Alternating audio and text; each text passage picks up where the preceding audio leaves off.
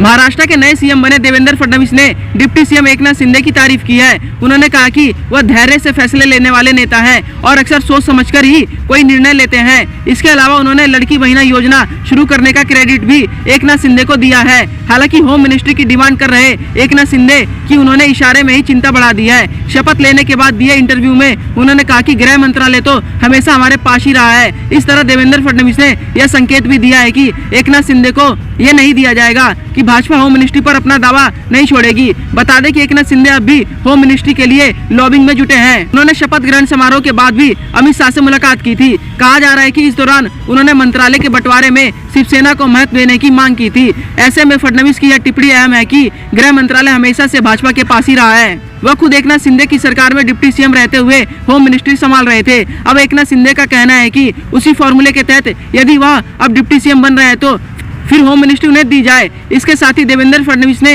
मंत्रालय के बंटवारे की भी आखिरी तारीख बता दी है। उन्होंने कहा कि 16 दिसंबर तक मंत्रालय को बंटवारा कर लिया जाएगा। फडणवीस ने कहा कि एकनाथ शिंदे अजीत पवार के साथ मिलकर हम लोग काफी चीजें तय कर चुके हैं, कोई मतभेद नहीं है और जल्दी ही फैसला ले लिया जाएगा। यही नहीं, उन्होंने बीते 2.5 साल चली सरकार के मंत्रियों को रिपोर्ट करने के सवाल पर कहा कि पहले मूल्यांकन किया जाएगा, हम मूल्यांकन करने के बाद ही मंत्रियों को लेकर फैसला लेंगे।